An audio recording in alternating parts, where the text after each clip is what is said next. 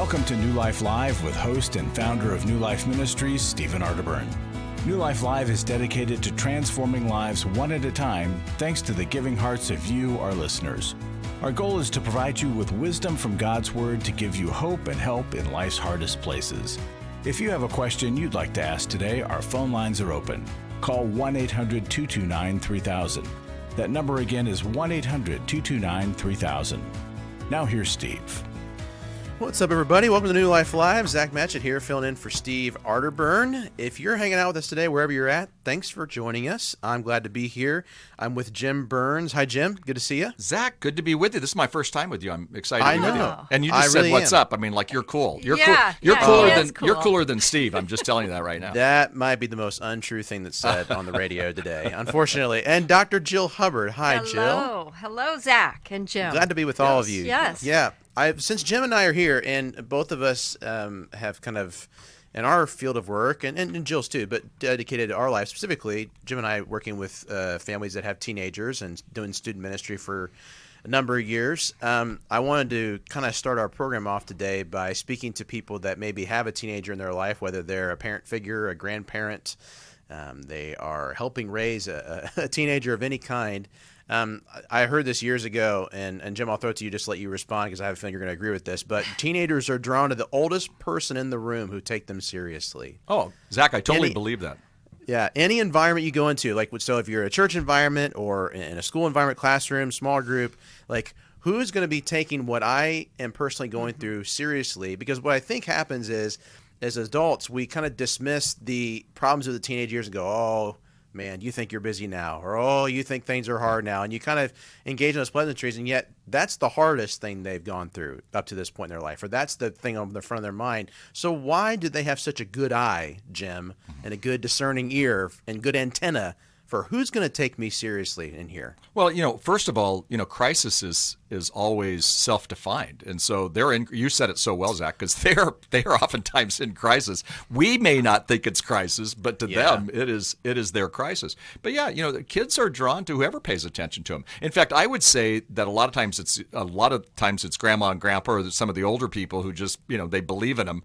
But the scary thing too is that when it comes to kids and peer pressure, if somebody on a negative side is paying attention to them, then they're going to be drawn to them too. So I have a friend who added to that quote that said, whoever pays attention to kids gets their attention. And he was actually talking about gangs. He worked with gangs in inner city Philadelphia, and he said, hey, I asked these kids, how'd you get in a gang? And well, they started paying attention to me when I was in 6th grade and 7th grade, and here I am, and now I'm kind of in a mess, but they poured their life into me at that age.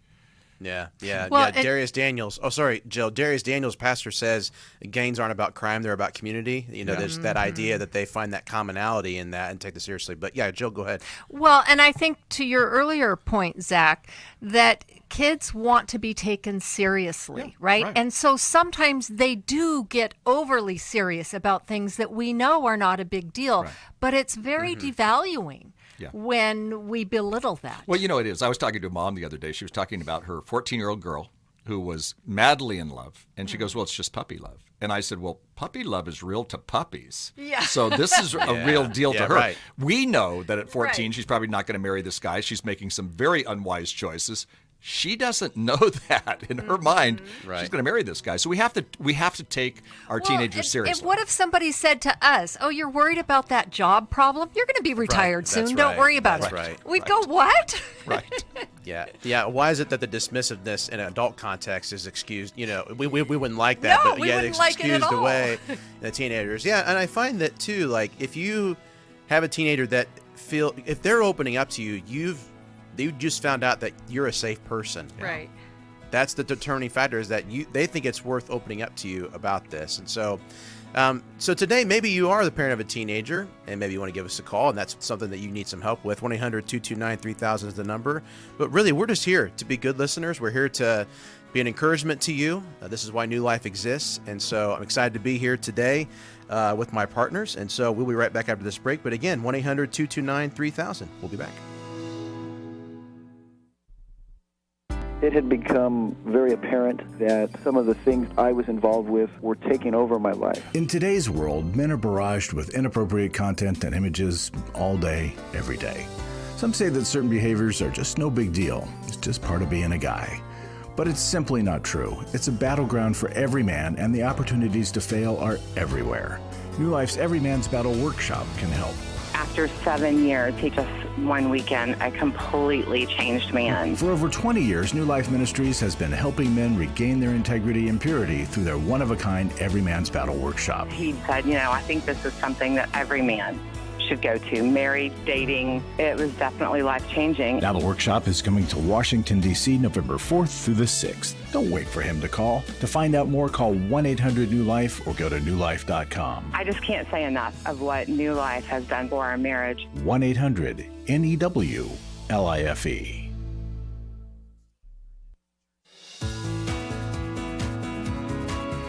To find out more information about New Life or to order any of the resources mentioned on today's program, call 1-800-NEW-LIFE. Now back to New Life Live. Thanks again for joining us today on New Life Live. Zach Matchett here, filling in for Steve Arterburn. Jim Burns and Dr. Jill Hubbard are with me. We have a workshop that we have coming up that I want to actually talk to you about before we get to some of our next things, calls. And again, 1-800-229-3000 is the number. The Intimacy and Marriage Workshop is coming up on October 21st. And maybe you're listening today and you feel like your marriage is on the brink of ending, or it's fine, but we need a tune-up. We need a redirect. We need to get focused. We need more intentionality. We need to work through this particular challenge or situation. This is a workshop that New Life puts on that will provide hope and healing for your marriage. And there's actually 3 levels of intimacy that will be explored. There's spiritual intimacy, there's emotional intimacy, and physical intimacy. And obviously each of those have their challenges. But even as Christians, all those things are all part of the same cloth. It's comprehensive. There's intimacy holistically among all of those things. And so I want to read one testimony from someone that went to this Intimacy and Marriage Workshop real quickly. It says, "I realize now that the intimacy that I've had with my wife was not intimacy at all. It needs to be much, much more. Thank you for the wake-up call that I can restore, not create the relationship and marriage that God wants for us." And I love that phrasing there of just the idea of a restored marriage. Jill, I don't know if you want to throw anything in there just as a final push or encouragement maybe to people that want to do something like this. Well, I just wish that all couples would go to this workshop because I think it is so amazing. And I just am so saddened by how many Christians just resign themselves to be in less than authentic, intimate relationships, right? And it's like, okay, we don't want a divorce. Okay, that's good. But we don't push to have more. And there can be so much more. And, so many times, I think men especially think of the word intimacy and they only get the physical intimacy thing down. Yeah, right. Intimacy means connection. Who doesn't want to be more connected? Well, and here's the thing. If you aren't connected to your wife emotionally, the physical is not going to be very good. Do you know that I said this weekend, I was doing a marriage conference this weekend in Branson, Missouri, and I said emotional intimacy precedes good physical intimacy. It does. And you know what's interesting? All the women shook their head, Yes. and the men kind of looked at me like, what? Yeah. It's like, if you're not willing to engage with me here, why would I trust you over here? No, exactly. Right. And oftentimes, and I'm talking about women because I have 3 daughters and a wife.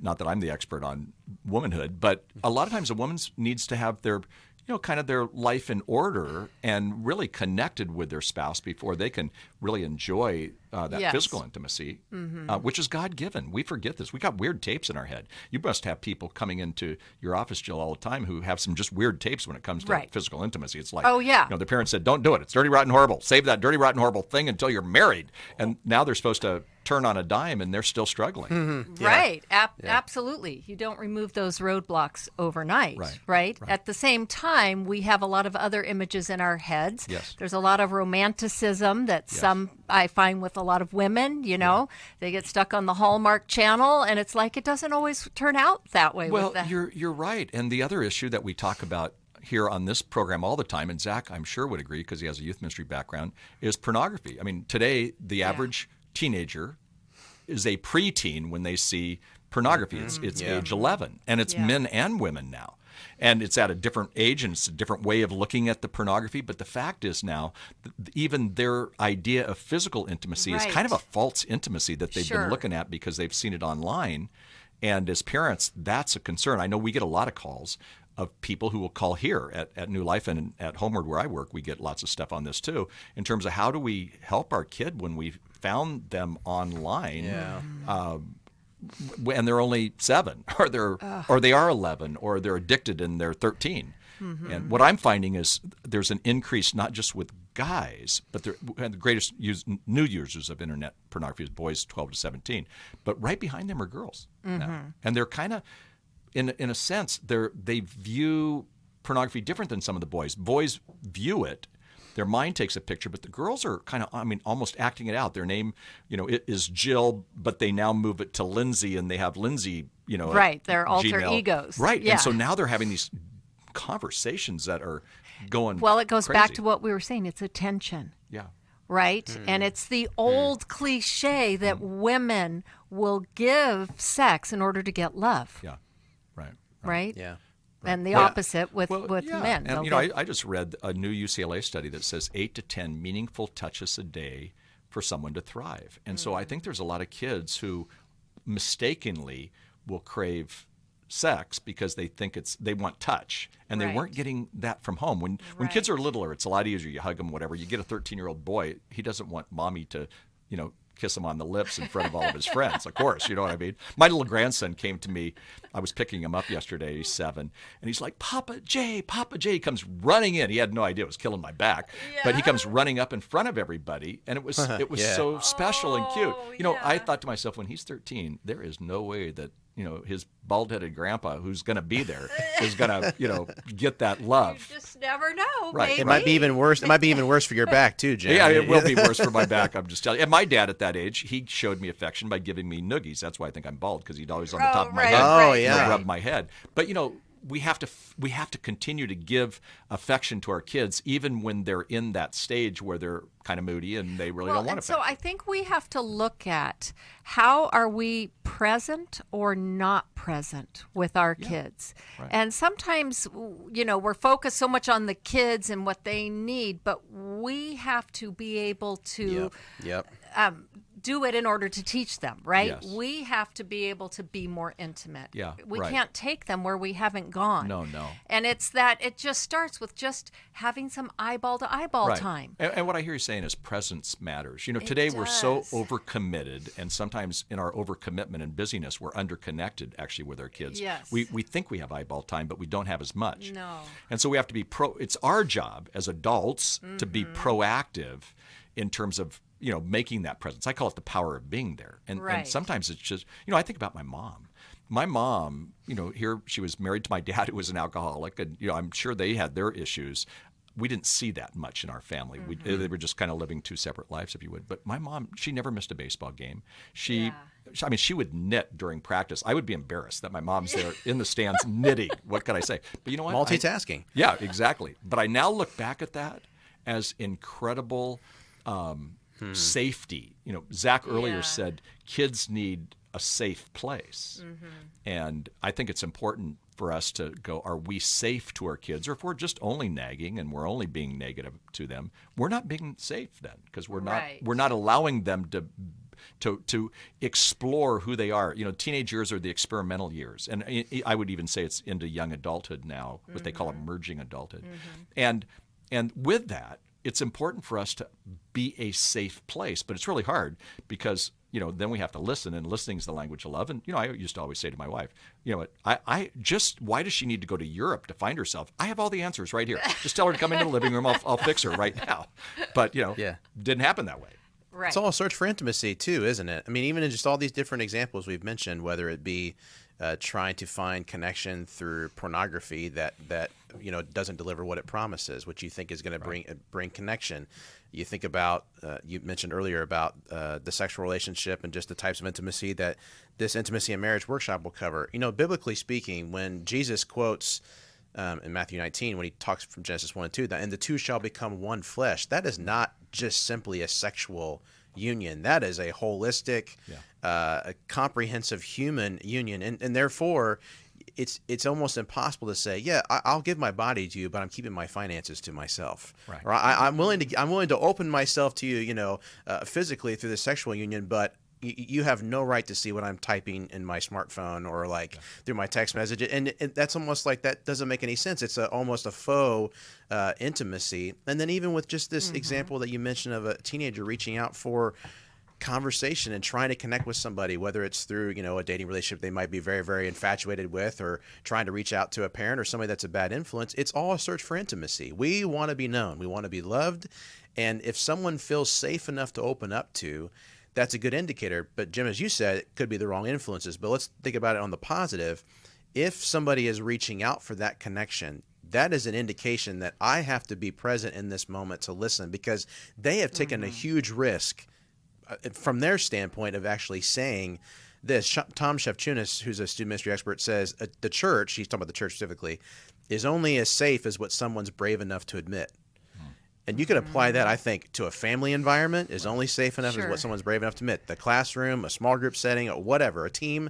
And so if they sense that it's safe, that is starting at least the building blocks of that intimacy. Would you agree? You're right. I do agree, and that's why I'm such a proponent of student ministry, children's ministry, because there's a safe place there. Now, that doesn't mean that everybody who goes to youth group, loves it and has a great experience. But the truth of the matter is we talk about negative peer pressure, but there's positive peer influence, and then there's also some adults who are caring. My experience with, say, my daughters, I used to laugh at this because my background is youth ministry, and they would, one time Rebecca said to me, Dad, all of my friends think you are the coolest. And then I make the mistake and go, well, do you think I'm cool? She goes, no, you won't let me do this, you won't let me do that. But they found the coolness and the safety with other people who were volunteers in our youth group and our youth pastor and his spouse.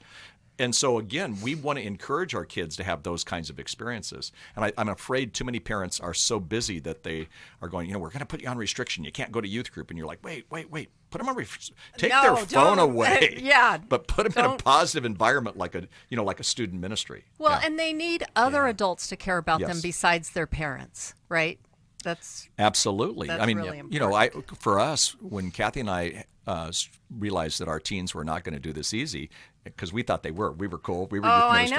I know. But as soon as we thought that, we thought, we need to bring some other adults around them and be really proactive about that. We actually had a young woman who was an intern at our church live with us for 2 years. Well, guess who's the most important influence in their life during that season? It wasn't us. It was this incredible woman she was going on to seminary and doing some great stuff, and we love this woman. But we realized that they were moving to a safer spot with her than even with us, and that was okay, because they were going to be able to, confess some things. They talk about confession being healing, and they'd have these deep conversations. And if we ever came into the room at that point, I'd just see my girls kind of look at me like, what are you doing in here? Get out of here, out right now. Right.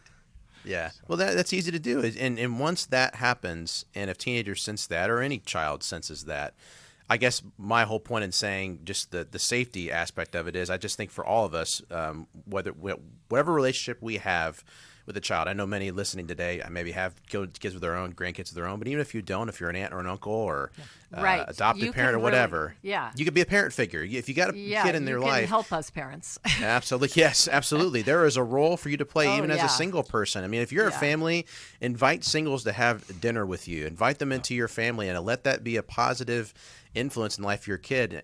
We want, at Northview Church, we say 5 meaningful adult connections for every kid and every student. Now, that hopefully includes, a parent figure of some kind, but that could also be a small group leader. That could be a Sunday school teacher. It could be a coach, a teacher, and not bearing the burden of having, yes, we're the primary spiritual influence you may be, to raise your kid, but you need to have supplemental people to do that, and that reinforces this idea of community, which I feel like in the season of life that we're in just here in America, it's so easy to retreat into isolationism and so easy to retreat into loneliness, and we complain about it, but then the moment we long for community and we get it, we hate it. So it's just this really counterbalancing act to actually go after those things. Well, right. And what about when your kids don't want to talk and they push you away? I think that's right. You need to not be overly intrusive, but love lovingly keep inviting them into relationship. I remember when my kid at one point said, "Mom, we're not going to talk about feelings again, are we?" And now, as a young adult, he's like, "Mom, I can't believe how many people won't talk about feelings." Right? So. Yep. Well, That's true. and kids need. With my one daughter, we just had to. I would go out to dinner with her most Tuesdays. My wife teaches a Bible study, and I would drive an hour and a half to her college, and I would always have a list because I had things to talk about. Oh, yeah. Sometimes we just talked about snowboarding or her latest crush or whatever it was, and you know what? That became a safe place for her to. Then periodically she'd go, "Oh, I've got this problem," you know. So sometimes we just have to hold our tongue, and it'll come out. Right. If you build it. You know, they were talking about the field of dreams. If you build it, they will come. To talking about baseball, but also if you're there, if you're present, they'll come. And you're interested in them and what they're interested in. Yeah, it's like putting in 2 quarters in a piggy bank. Like every conversation, whether it's mindless or random or hard, love it. But you do that enough times, you get to make a nice withdrawal if somebody says, "Hey, I'm really struggling with this at school," or whatever. And so, good stuff. Great conversation. After the break here, we're going to get to our next couple of calls. So 1-800-229-3000 is the number. We'll be right back. My husband was involved with pornography addiction. He was unfaithful.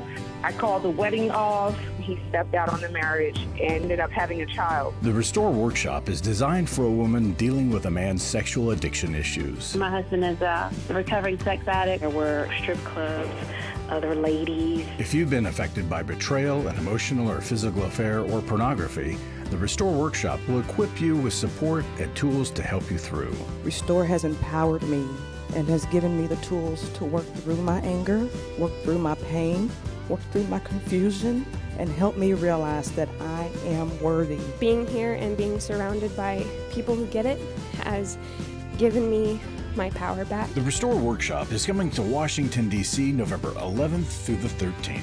To register or to find out more, call 1-800-NEW-LIFE or online at newlife.com. Thank you, Restore. You have changed my life forever. Chris Williams on coaching. Oftentimes I get asked, what is the difference between therapy and coaching? The biggest difference between the two is that a therapist is going to be looking for a diagnosable mental health condition, whereas a coach is going to look at a particular issue and help a person work through that. If you need a coach, call New Life today and ask about the New Life Coaching Network. Our coaches have been trained and screened with the same intensive process we use for our network counselors. If you're looking at an issue in your life that you just kind of want to change, whether it be your weight or leadership or other areas of behavioral patterns, check out coaching. There can be some really, really helpful things for you. Take control of your life and take action to achieve your goals. Call 1-800-NEW-LIFE. That's 1-800-639-5433 and talk to us about getting a New Life coach. 1-800-NEW-LIFE.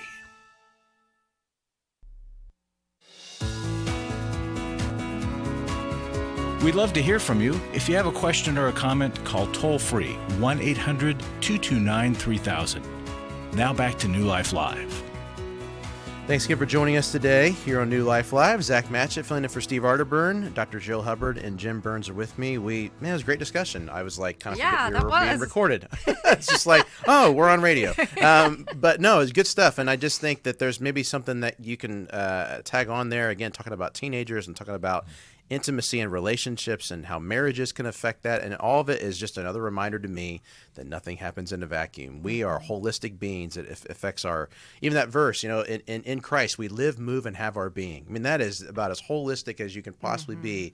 And so that's what we ought to be as people. But in the negative, it can affect, all of these things. And so we're going to jump to our first call here. We're going to go to Ray. Ray is listening to us on YouTube, actually. You can go to the New Life YouTube channel. She's in Fresno, California. So hello, Ray. Welcome to New Life Live. How can we help you today? Hey, I was actually calling kind of with a follow-up. Last week I called, it aired yesterday, but last week I called and talked to you and Alice and Becky about food addiction relapse. And I was encouraged to reach out to my therapist. We had gotten to the point where we had worked through so much that we were doing like 6 weeks, just scheduling out. I have bipolar, and so we stay in contact with each other, but a lot of stuff I felt like had been worked through. And so we kind of talked about it last week, kind of as relapse and recovery. And Becky and Alice both mentioned the underlying emotion piece. And that's something that I'm not very good at and that I've worked with on my counselor, with my counselor. And so I talked to her today, and one of the things that I figured out between doing a lot of journaling after I talked to you guys was when I went through trauma therapy previously because of sexual trauma, which happened when I was 8, that 8-year-old was kind of running the intimacy in my marriage for 21 years. And so it was that child that made those decisions and that had those reactions to those moments. And so I started thinking about that, and I was talking to her about it, and she said, who do you think created those rules? Because I had so many rules that they were almost suffocating about food, and pretty much almost anything could be a relapse, because it's food and you have to eat it. But over time, like 10 years ago, it was, I'm not going to eat flour and sugar. And then I could do that, but then I would compulsively overeat on other things. And by the time I eliminated all of the things that I was compulsively overeating, I was down to whole foods. But then I was thinking of like getting rid of dairy because I really like yogurt, even if it's just with honey. And yeah, it's kind of like that constant just back and forth, it sounds like. Well, right. And the problem, I always say, because I'm part of a recovery program, I always say to everybody that the problem is not the problem. So the problem is not food, but it obviously feels very much like it's food. But we figured out it was probably somewhere between a 6 and a 10-year-old Donna, right? Wow. That made the decisions. I'm super proud of you, Ray, for doing all of this, for going back, and even just your relapse. Jill, were you going to jump in here? Yeah, and that, Ray, was it that 6-year-old to 8-year-old was trying, or is still trying, to keep you safe? And through the eyes of a child, it's like, what can I do? And so these rules get erected, and the feelings all get displaced into food behaviors, right? And so you have more and more rigid rules to somehow erect something that will keep you safe. The problem is, it doesn't work. There's no way to be safe enough in that structure. Right? It doesn't really apply. And so then you find yourself feeling guilty all the time and living in this deprivation. Yeah. Right? Well, so then, I think you're onto something really good. About, she was talking to me about how I feel about that little Ray. Yeah. Like, how do you feel about that little girl who made up all those rules? And I'm like, I really hate her. Aww. Like, she messed so many things up for me. And so she started talking to me about compassion. She's like, well, maybe you need to tell that little girl that she wasn't crazy. And then I started feeling like I wanted to cry. And I'm like, she's like, what is that you're feeling? And I'm like, it's not, I couldn't come up with a word. And I was like, it feels something like regret, but it wasn't a decision that I made. And she said, it sounds like grief. And I just started bawling. Wow. And good for you for entering into that moment and being so vulnerable. I mean, that's powerful stuff. That's powerful stuff. I'm sorry to cut you off, Ray. Jim, I want to give you just one thing here. Something that you said, Ray, when you opened it up was, I didn't realize that there was more to go. I didn't realize there was more things underneath the thing, and that by these further conversations, you even mentioned journaling. What a great practice to think through and process what it is that you're going through. But Jim, I wanted to hear from you is, to the person that feels like, I think the counseling journey for me is coming to an end, or my therapist and I we've worked through a lot of those things, but then they relapse or have something. Just here in a minute or so, what would you encourage a person to go back to maybe try again and maybe dig deeper to someone who's resistant? Jim, what would you say to Ray here? So when go ahead, Ray. I can come back at the break. Go ahead. I started counseling 2 years ago, and I've been 56 times now. And the first appointment, I said, listen, I've been to 7 different counselors. As soon as they tell me I'm in an emotionally abusive marriage, I leave. As soon as they tell me that I'm codependent, I leave. And I don't want to leave. I want to figure out how to feel, and I stopped giving myself permission to leave counseling when things got uncomfortable. Good. Yeah. Good for you. This is a journey, man, and good for you for staying on it. This is difficult, heavy lifting. Jim, we'll let you get in here after the break, but Ray, stay on the line. Thanks so much for calling New Life Live, 1-800-229-3000. For most of my life, I've been dealing with an opiate addiction. Why is opioid addiction quickly becoming one of our nation's biggest killers? Maybe it's because it isn't only those who are addicted who are in denial. We did what I see so many parents do, is it can't be an addiction. There's something medically wrong. It's impossible to solve a problem when you don't know what you're up against, and families will try to find any explanation except the one that will put them on the right path. Alcoholism and drug addiction is a family disease. It doesn't affect just the individual. If someone you love is abusing painkillers, know what you're up against. It's time to admit its addiction and seek treatment. Call us today at 1-800-NEW-LIFE. We have partner treatment centers around the country. Call 1-800-639-5433 or visit us online at newlife.com. We just made a decision. We will do whatever it takes. 1-800-NEW-LIFE. I was really living a very anxiety-filled life. I did go to Take Your Life Back. That's why I continue to support the ministry with the hope that not only am I helping my own situation, that I'm helping others as well. You can help New Life stay on the air by joining Club New Life today. When you sign up to support us monthly through Club New Life, we'll send you the new member thank you gift of the 1-year Bible for men or the 1-year Bible for women. These Bibles combine the best-selling daily Bible reading format with 2-minute daily devotionals written to create a one-of-a-kind devotional Bible that you'll love. There are also ongoing benefits like the monthly Club New Life CD or download, access to the Club New Life video library, quarterly resources, and discounts on workshops. Call 1-800-NEW-LIFE. Support Club New Life, and together we can help hurting people find help and hope in life's hardest places. Call 1-800-639-5433 to join Club New Life today.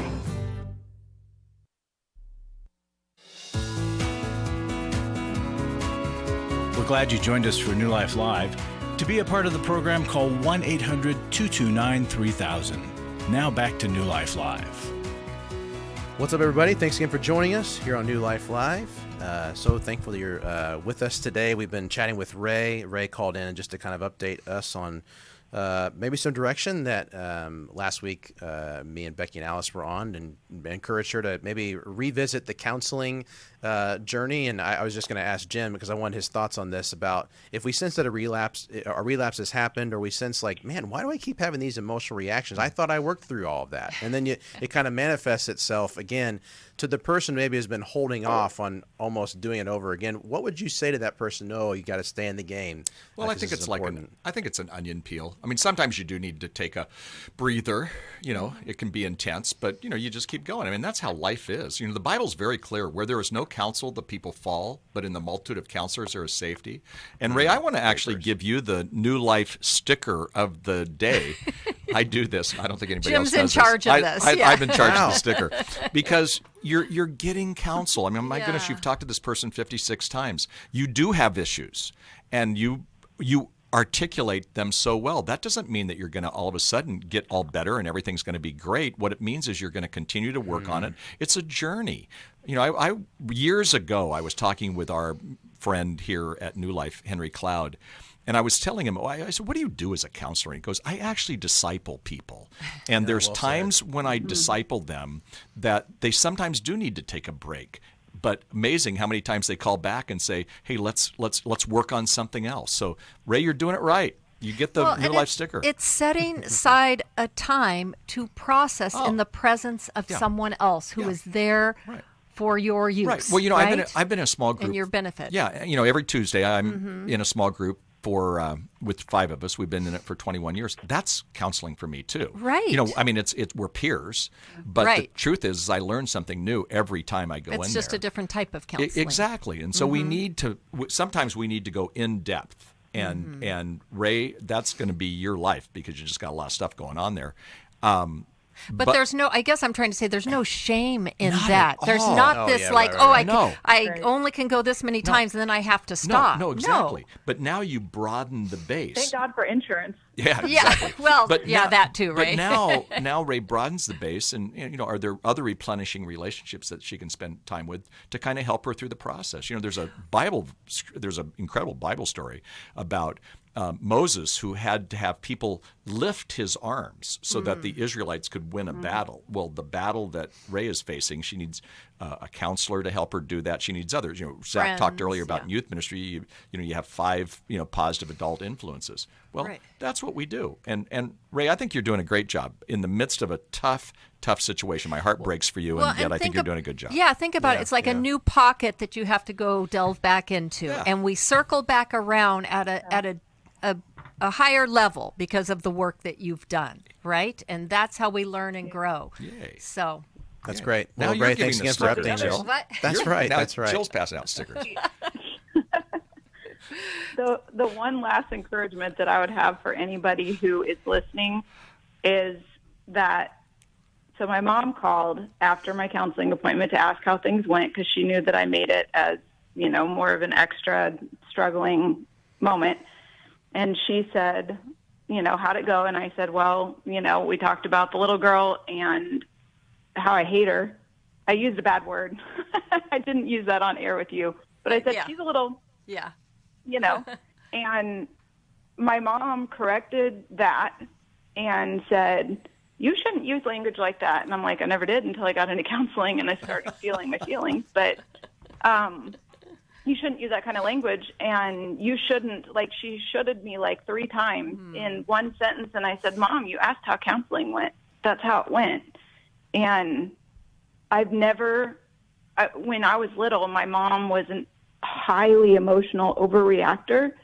And my dad had no emotion at all unless he was angry. So as a kid, I was like, I'm not going to be angry. I'm just going to be non-emotional. I'm not going to be like my mom. And so I think it's really important, the counseling thing, like you were talking about, still going and not giving up on it, is that when we speak to other people in our lives, they're going to correct our feelings. They're going to correct our thoughts in a way that might not even be correct. And if we don't process the things that led us to where we are, then we're going to stay where we are or get worse. Or we're going to have food addiction relapses. Yeah, that's right. Right. That's and right. Then you were talking about discipleship. When you're counseling, Steve said, when you're counseling, you're discipling. And that's why it's so important to find a Christian counselor. And that's why it's so awesome that you guys have the counseling network and the ability to help people find a good Christian therapist in their area.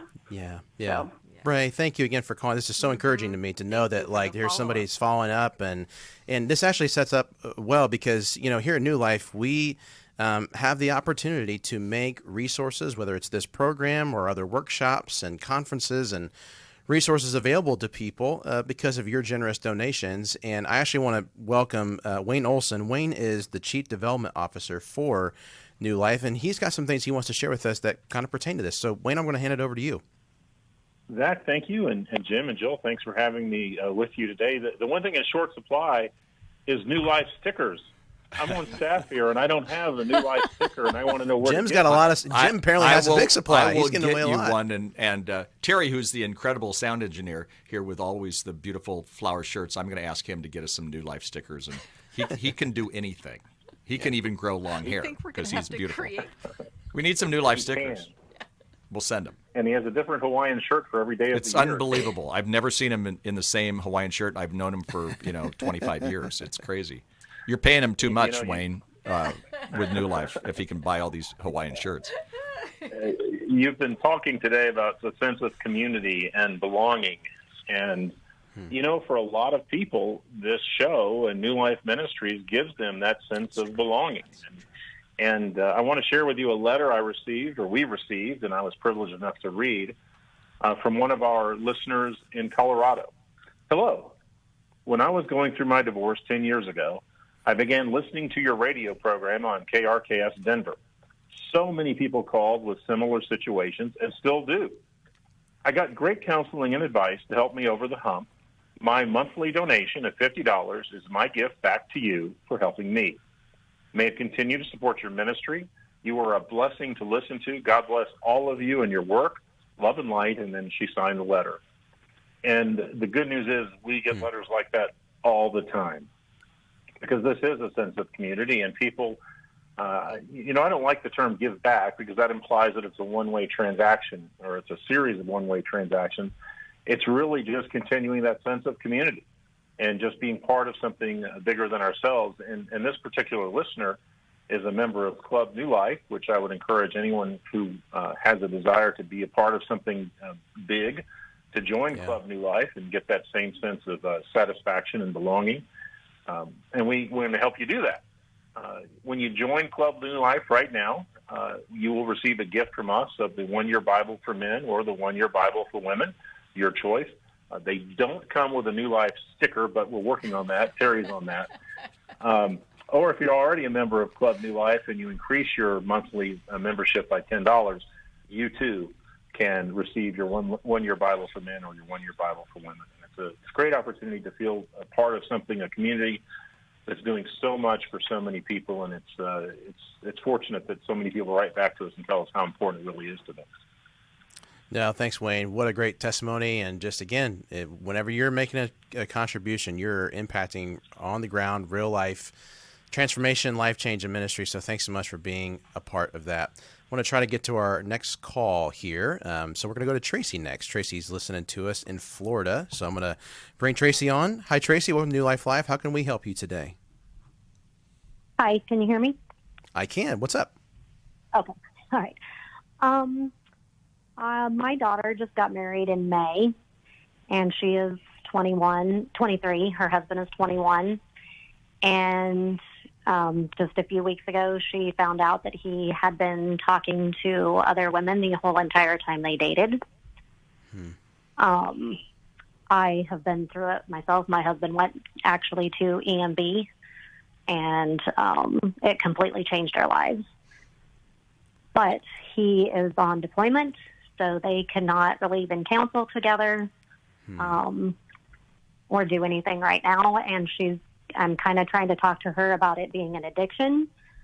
And that was one of my questions. Is that an addiction? Just as far as she knows right now, it was talking, texting, that type of thing for at least a year and a half of their dating, and possibly before that. Flirting and attention seeking at the very, very least is what you're saying. Yeah. Right. So, Tracy, we're going to go to a break here. I want you to stay on the line, but just to address your initial question about is this a type of addictive behavior, it certainly is, or at least the residue of one that may be more significant. Again, the level of accessibility that we now have to get a hold of people is a blessing and a curse. And sometimes that accessibility can open us up to emotions and things that maybe we got more than we bargained for, even though we might be searching out initially. And so I want to let Jim and Jill weigh in here when we get back from the break. So, Tracy, thanks for calling in today. We'll be right back. We knew our marriage was broken, but we didn't know how to fix it. The New Life Intimacy and Marriage Workshop is coming to Dallas, Texas, October 21st to the 23rd. It has transformed our lives, our marriage. You have reached our home.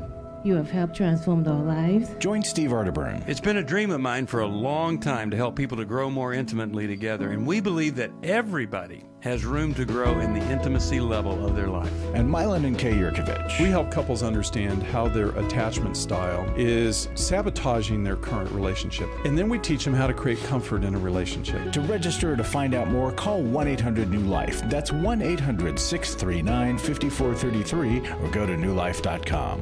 Thank you for giving us a pathway where we can humble ourselves and say, Lord, we need help. Help us fix it. And we thank you for that. Call 1-800-NEW-LIFE for more information. 1-800-NEW-LIFE. Join New Life Ministries for a brand new one-day conference for women at the Museum of the Bible called Lumina. Join us for an unforgettable day with friends or the women's group from your church. At Lumina, you will be immersed in and surrounded by God's Word all day, including time in the World Stage Theater for worship led by Nicole C. Mullen.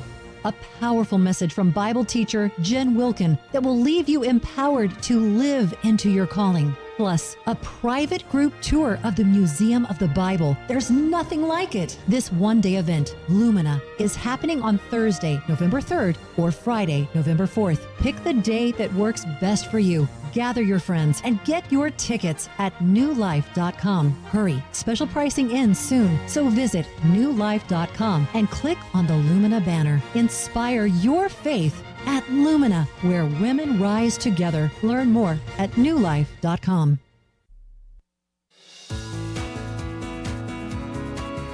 To find out more information about New Life or to order any of the resources mentioned on today's program, call 1-800-NEW-LIFE. Now back to New Life Live. Welcome again to New Life Live. Zach Matchett here, filling in for Steve Arterburn. Dr. Jill Hubbard and Jim Burns are with me. We're on the line with Tracy and sharing about her daughter and her husband and just some issues there. Jill, I want you to jump in here and follow up. Well, and one thing I'm wondering about now, the husband is deployed. Is she in communication with him? Does he know that she knows? Yes. This has all come out. They've been, while he was gone, but they have been able to communicate a little bit. It's kind of sporadic, but and somewhat. Does she have a sense of his attitude in her discovery? He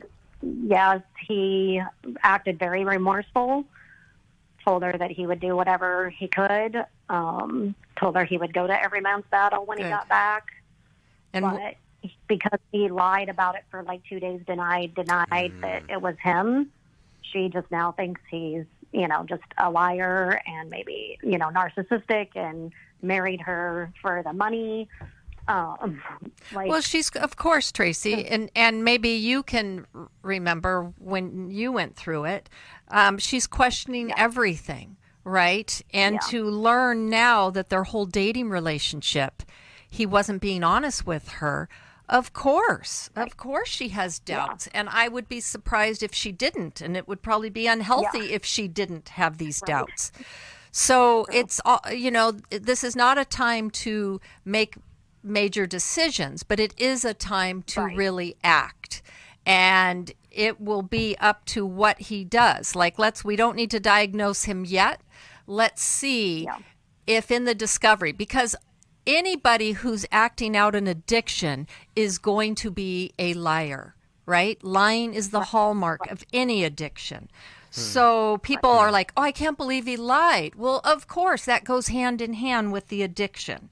So now what we don't know is the lying so ingrained in his whole life? Is it a characterological problem? I mean, it is an issue with his character, but is it, towards personality disorder type of level?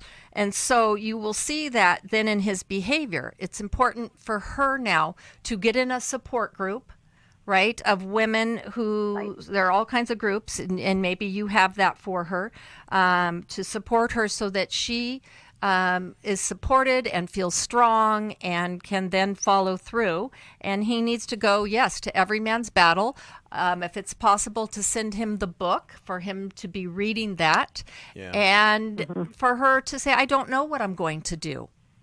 I'm going to watch and see your actions because your words have become meaningless. Yeah. Jim, what would you throw in here? Well, I agree. She not only needs a support group, but she needs a plan. Yeah. And this is the time. Deployment is interesting. And actually, I live quite near Camp Pendleton, and so there's some interaction that I have with people, and I speak down there and whatnot. And I find that deployment is either just disastrous or it can be something really, really good. So if your daughter does the work, then she can actually have a plan for when he comes back and says, look, here's what I'm expecting you to do. And, I see, miracles happen all the time. And frankly, I'm glad, I love this little quote, but I'm glad that Easter is a season, not just one day, because some miracles take time. So this could happen. Right. And I would even suggest that she go back to, if she didn't do premarital counseling with him, that she go back and maybe get some help on even some of those types of issues. 31% chance, a better chance that people, if they have premarital education or premarital counseling, at staying married. That just blows my mind. It's actually a study done by the government. But she may have to go back and do some of the work that possibly they could have done early.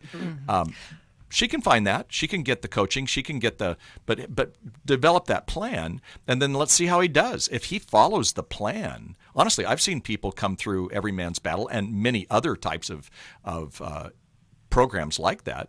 And I've seen them get healed, and I've seen the people come together. And Tracy, you're saying your husband is one of those people who got the help. And I'm wondering if your husband, her dad, could speak to her and share, what it was like for him to then make that change, what it took. Yeah. Right? And we have a little bit. We have talked with her a little bit. He opened up a little bit about it to her. So, and it may, when her husband comes back, it may be a man-to-man kind of conversation, saying, "Hey, look here's my situation." I just believe, and I'm sure most of our listeners believe this too, that the river of healthy intimacy, we've been talking about intimacy, the river of healthy intimacy always flows through purity and fidelity. And so this man, he's 21 years old. My goodness, he's got to learn that that's going to be his lifestyle for the rest of his life, and if not, he's going to crash and burn. He doesn't want to crash and burn. And so he needs that teaching. Right, and good that she's caught it early on. Right, exactly. Right, and can make a decision moving forward, hopefully for the better. And this young man, he knows discipline now. He didn't learn it. He's now been in the military, so he knows some discipline. The discipline, there's pain there's pain of regret or the pain of discipline. So he knows the pain of discipline in a good way, right? So he has regret, he has shame, if that's the story that he's been. So let's hope for the best, and let's help him make the right and wise decision. Now he needs a plan, she needs a plan, but he really needs a plan. I think we should also send worthy of her trust. Yeah. I think that is a good one. Yeah, that'd be great. Right. Tracy, just real quick, because I have one follow-up here, and you mentioned this just about you and your husband's journey, but when your kids go through something, and there's a commonality to your own story, what has this experience brought out in you emotionally? A lot. Yeah. Probably a little bit of flashbacks. For my husband, I think, sitting there listening to her, he finally really realized the pain I went through. He knew it, but I could tell, he really, really, it had helped, it made a bigger impact on him.